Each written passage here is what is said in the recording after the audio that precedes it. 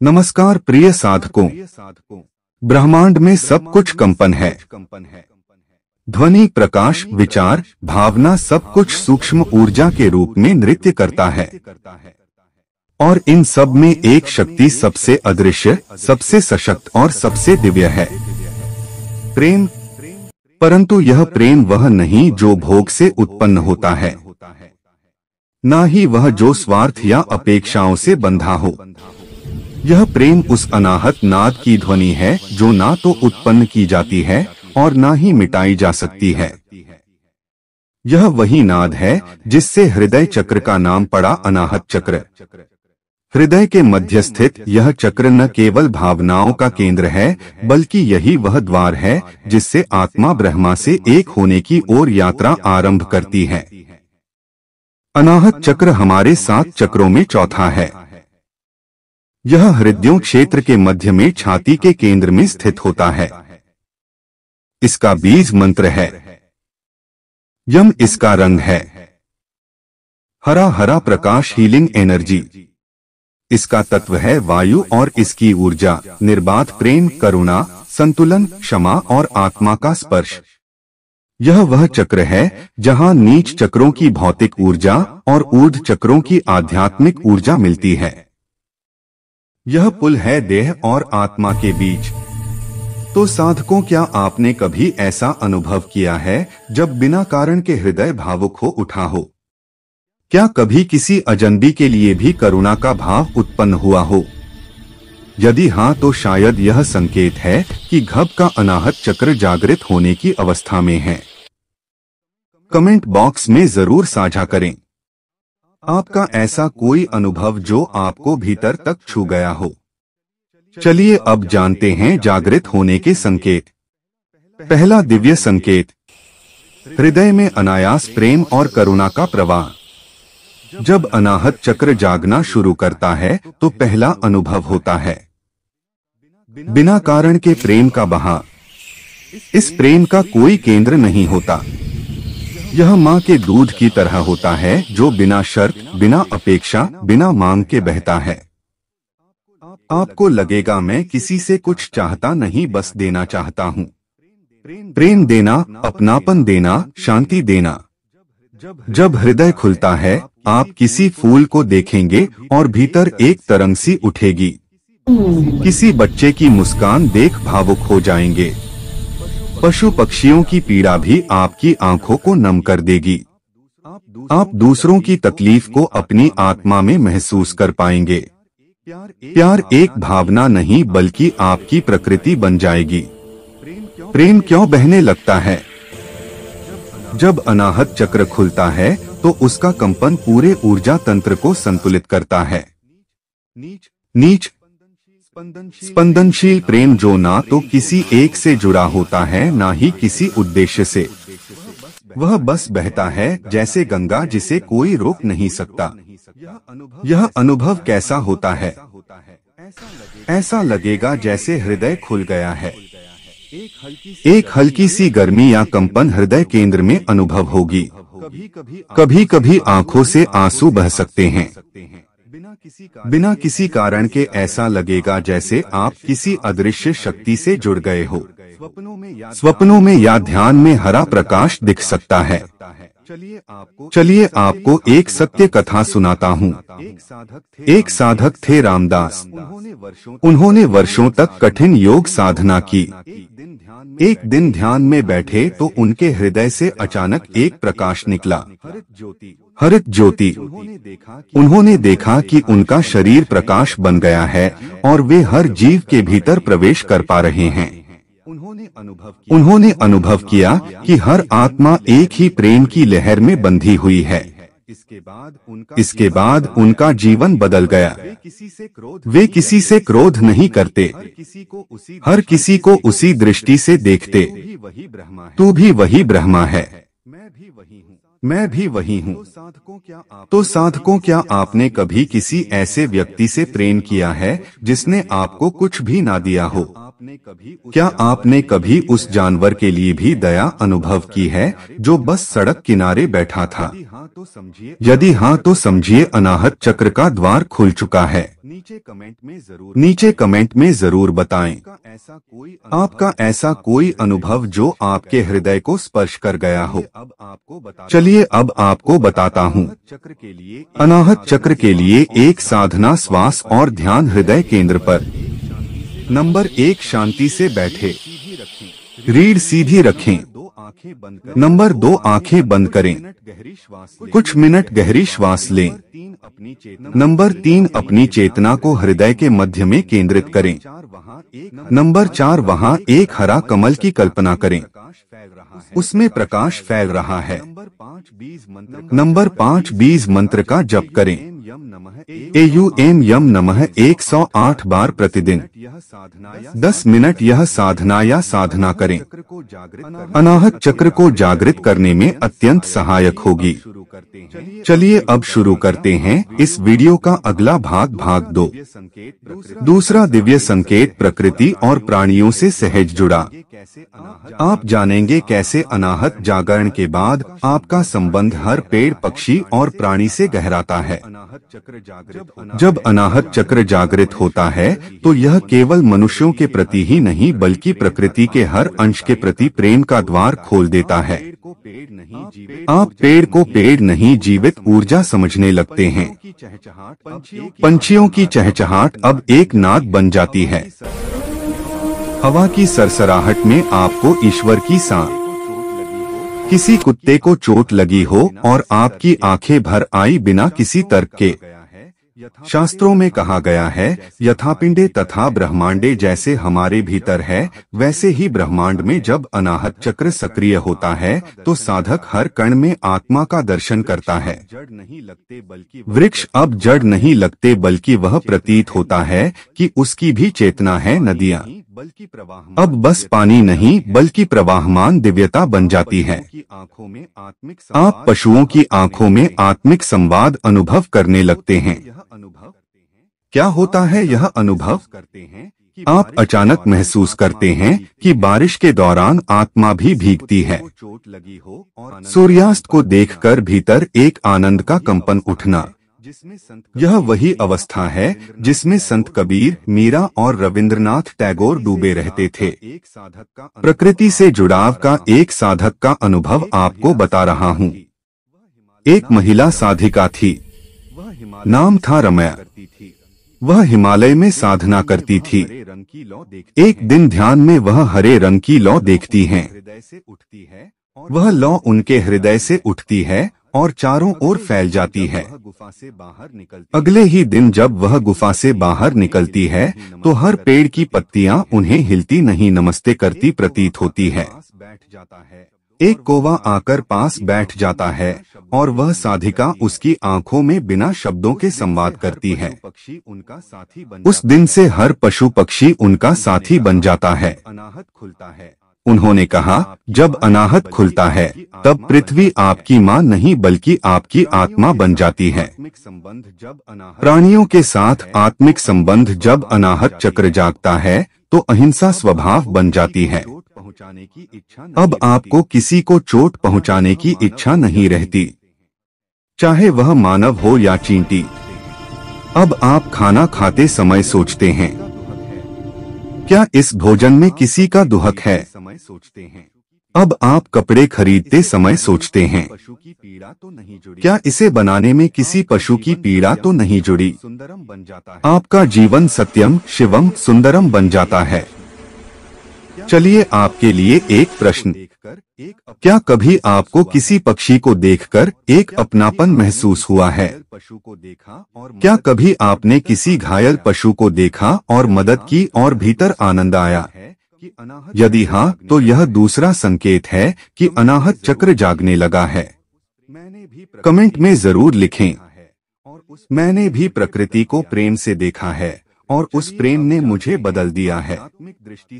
चलिए अब जानते हैं आध्यात्मिक दृष्टि से प्रकृति का महत्व। उपनिषदों में कहा गया है, प्रकृति ही माया और माया ही परमात्मा का घूंघट है। जब अनाहत चक्र जागता है तो वह घूंघट उठता है और साधक को शिवमय विश्व दिखाई देता है।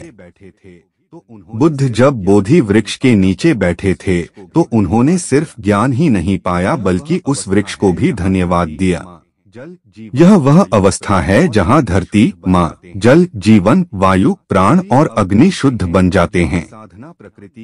चलिए अब जानते हैं ज्ञान साधना प्रकृति के साथ एकत्व का अभ्यास। वृक्ष ध्यान वेट। किसी शांत जगह जाए, पेड़ के नीचे बैठे। 2 पीठ सीधी, आंखें बंद। 3 कल्पना करें कि आपकी रीढ़ की हड्डी पेड़ के तने से जुड़ी है। 4 हर श्वास में महसूस करें जैसे आप धरती से ऊर्जा ले रहे हैं। 5 बाहर श्वास छोड़ते हुए महसूस करें आप प्रेम को फैलाते जा रहे हैं। 6 मन में दोहराएं, मैं और प्रकृति एक हैं। मेरा प्रेम पूरे ब्रह्मांड में बह रहा है। 10 से 15 मिनट यह साधना करें। यह आपको हृदय की गहराइयों तक प्रकृति से जोड़ देगी। लघु मंत्र सर्वे भूतेषु आत्म भावेन, सभी प्राणियों में आत्मा का अनुभव करें। इस मंत्र का जप करते हुए आप न केवल अनाहत चक्र को जागृत करेंगे बल्कि संपूर्ण जगत से आत्मिक संबंध भी स्थापित करेंगे। यह अनुभव क्यों महत्वपूर्ण है?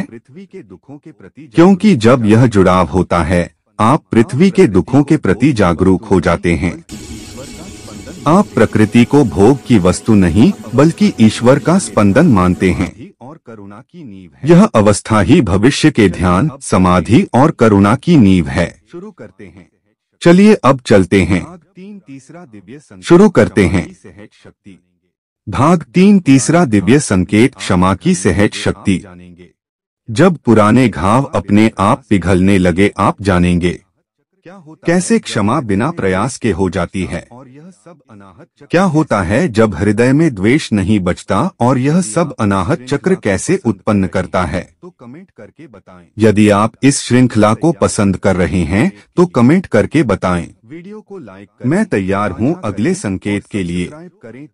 वीडियो को लाइक करें, साझा करें और सब्सक्राइब करें ताकि यह प्रेम और प्रकाश उन तक भी पहुंचे जो अंधकार में उत्तर खोज रहे हैं।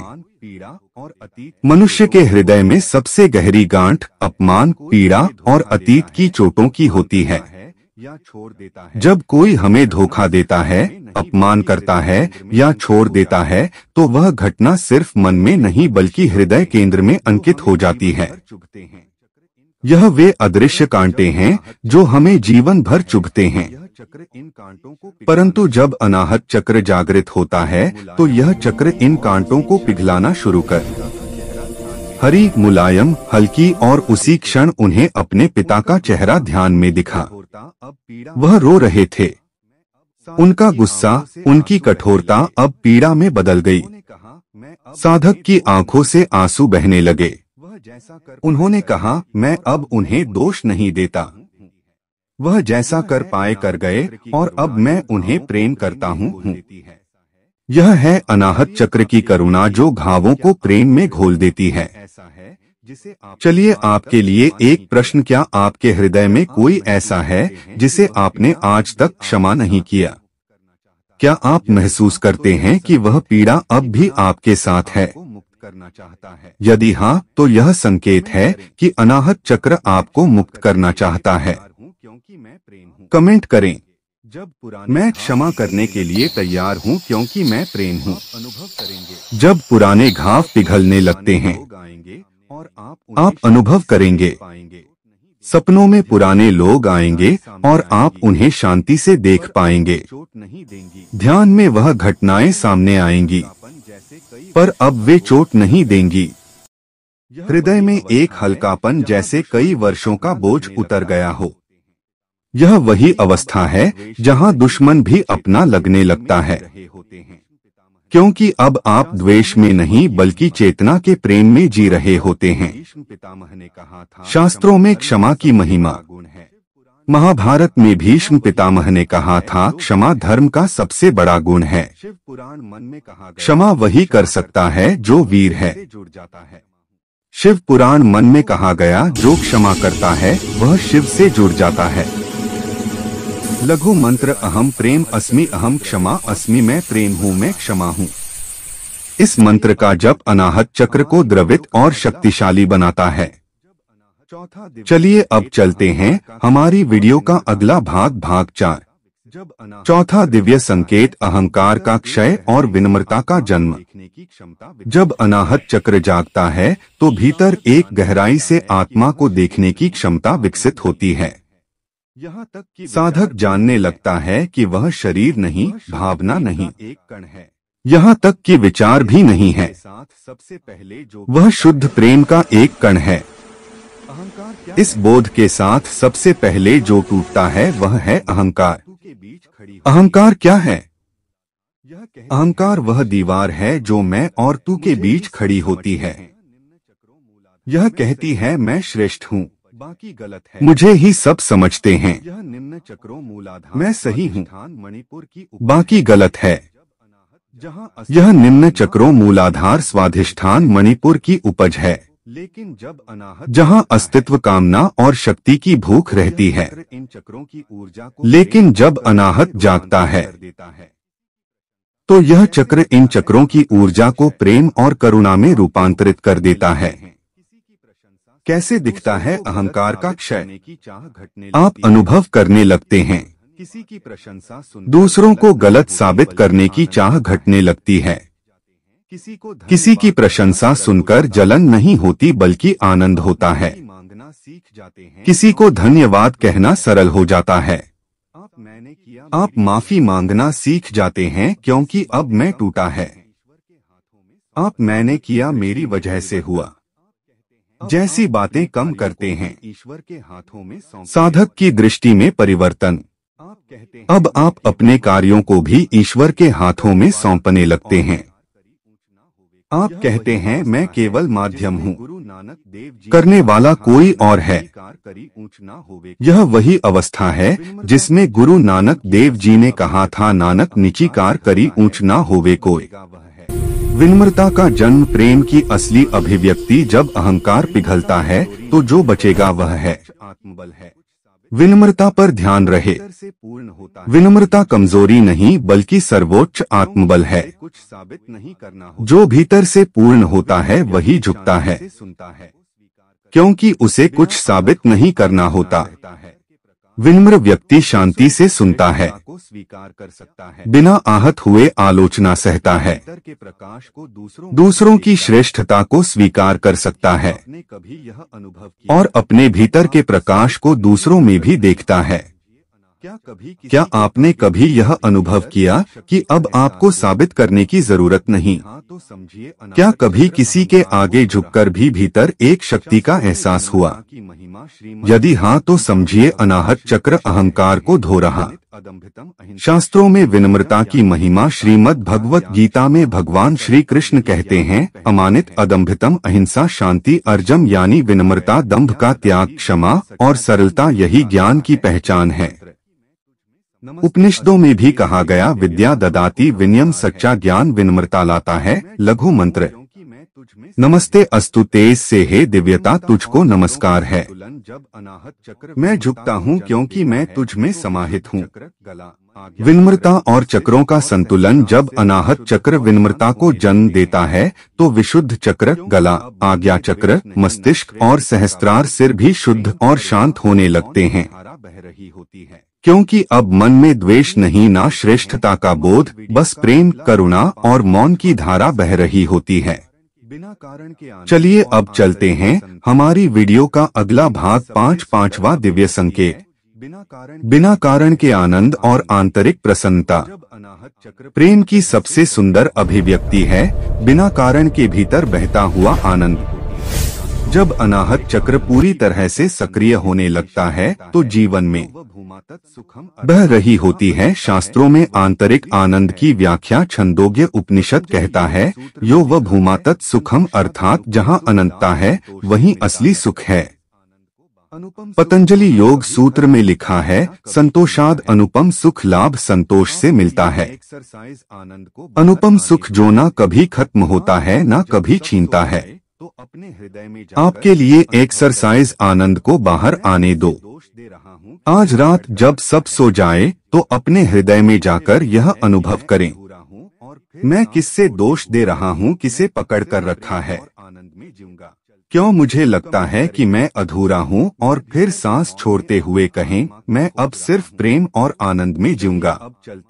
कमेंट करें, मैं भीतर के मौन में अपनी आत्मा को खोज रहा हूँ। चलिए अब चलते हैं हमारी वीडियो की अगली भाग 6 छठा दिव्य संकेत। दूसरों की पीड़ा को आत्मा से महसूस करना सहृदयता की शक्ति। कभी कभी आप सड़क पर एक भूखा बच्चा देखते हैं, या कोई बुजुर्ग अकेले बैठा होता है, या कोई पशु तड़पता है, और अचानक आपकी आंखें भर आती हैं। आपके भीतर कोई तर्क नहीं होता, कोई मदद करनी चाहिए वाली सोच नहीं, बस हृदय कांप उठता है। यह वही क्षण है जब अनाहत चक्र आपको सिर्फ मानव नहीं बल्कि सहृदय आत्मा बना रहा होता है। सहानुभूति नहीं, सहृदयता, कंपैशन व सिंपैथी। सहानुभूति कहती है, मैं समझता हूँ कि तुम दुखी हो। सहृदयता कहती है, मेरा हृदय तुम्हारे साथ रो रहा है। सहृदयता में व्यक्ति सिर्फ देखता नहीं, भीतर से महसूस करता है। दूसरों के आंसू उसकी आत्मा तक पहुँचते हैं। मदद कर्तव्य से नहीं बल्कि प्रेम से करता है। यह संवेदनशीलता कोई भावनात्मक कमजोरी नहीं है, बल्कि यह आत्मा की गहराई से उठी करुणा है। आपके लिए एक प्रश्न, क्या कभी किसी अजनबी के लिए आपके भीतर करुणा जागी है? क्या किसी जानवर की आंखों में आप दर्द महसूस कर पाए हैं? अगर हाँ तो लिखें, मैं दूसरों की पीड़ा में अपना प्रतिबिंब देखता देखती हूँ। यह है अनाहत चक्र का छठा दिव्य संकेत। सहृदयता के 3 स्तर अनाहत चक्र की प्रगति में।